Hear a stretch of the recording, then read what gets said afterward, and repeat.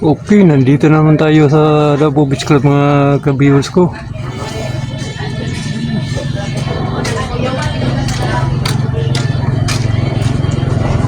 Kuha naman tayo ng panibagong update.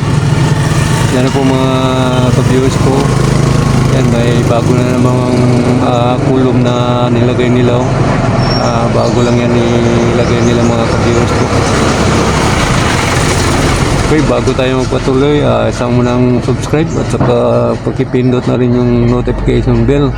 Saka salin nyo na rin yung like and share para update kayo sa ginagawa kong videos. Kaya na po mga ka-viewers ko. Yan, may crane na dyan. And yan na po yung trabaho nila ngayon. Yan, lagyan na nila ng kolom yan. Poste yan.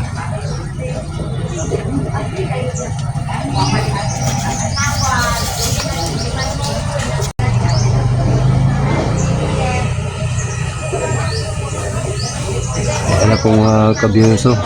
Ngayong oras na yun, tanghaling tapat ngayon. Walang trabaho kasi nag-lunch na sila lahat. Yan, naka-video tayo ngayon dito. Kaya na po ang mga panibagong trabaho nila ngayon mga kabiyoso ko. Kasi yung ibang poste tapos na yun. Ayan na po mga kabiyoso ko.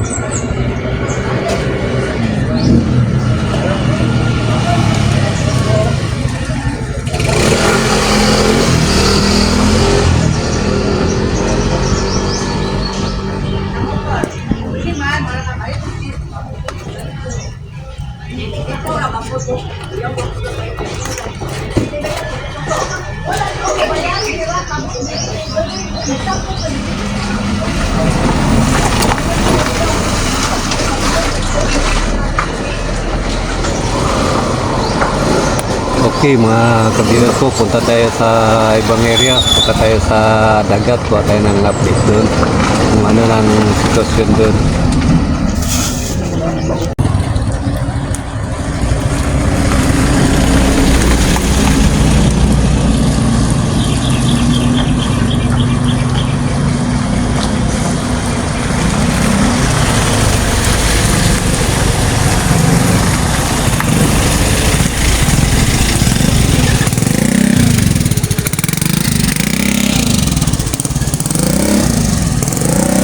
Yan na po mga ka-viewers ko.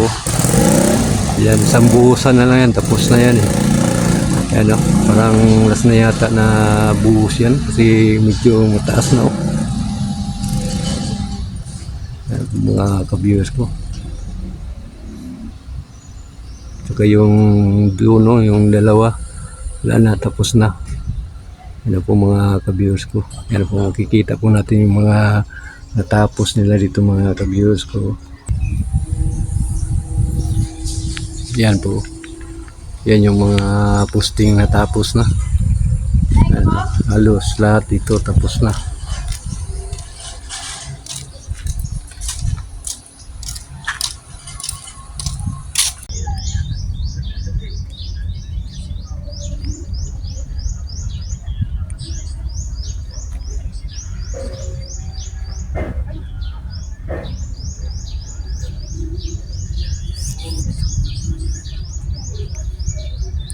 Ayun na po mga ka-viewers ko.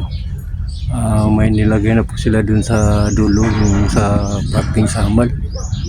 Parang ano na yan, sa girder na yan. Yan o, makikita po natin yung dalawa. Kulay blue. Yan po. Yan, mataas na po yung trabaho nila dito. Yan, pulidong pulido. Yan po mga ka-viewers ko.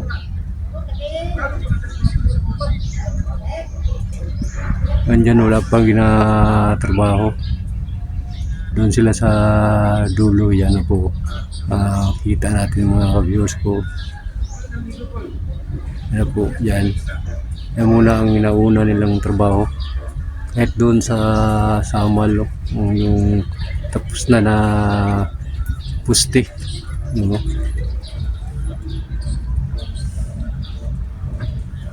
Yan po mga ka-viewers ko.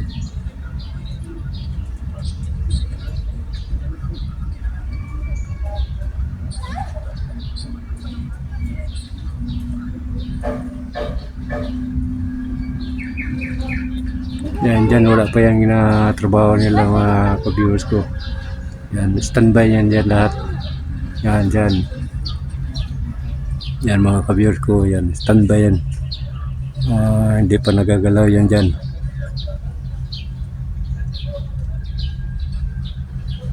Yan po mga ka-viewers ko. Yan. Wala pa yan. Doon sila sa dulo nag-concentrate ng trabaho. Kasi yun ang inauna nila eh. Kasi daanan kasi yun ng barko. Yan po. Napaka-pulidong trabaho ng mga Chinese. Oh. So sabay na rin yung mga kababayan natin mga Pilipino. Yan. Yan po mga ka-viewers ko. Ang target nila ito 2028. Tapusin daw nila ito ng 2028. Ang budget nito is 23 billion plus. And Chinese ang nag-construct kasi sila ang nag-finance eh. Yun ang agreement ng Philippine government at saka Chinese government. Ito ay isang project ni Farmer Duterte, Farmer President Rodrigo Duterte. Yan po mga ka-viewers ko. Ito pag matapos itong project na ito, ang daming unang-una trabaho, ang daming trabaho. Turista. Yan po mga entrepreneur, mga negosyante, ayan, papasok yan doon sa Samal at saka sa Davao. Yan. Pero ngayon, dami nang nag-invest sa Davao City. Yan po. Saka sa Samal, may preparasyon na yung iba dyan eh. Mga nagbibili na sila ng mga lupa, mga beaches. Yan. Binibili nila yan. Kasi ang gandang-ganda talaga ito eh. Hindi mo, hindi ka na magsakay ng barge, pwede mo nang lakarin. Kasi I think mga 3.8 kilometers ito eh. Ayan po mga ka-viewers ko.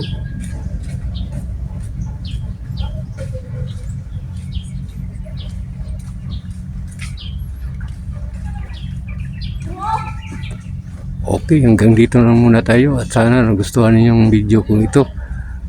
Thank you very much. God bless you all.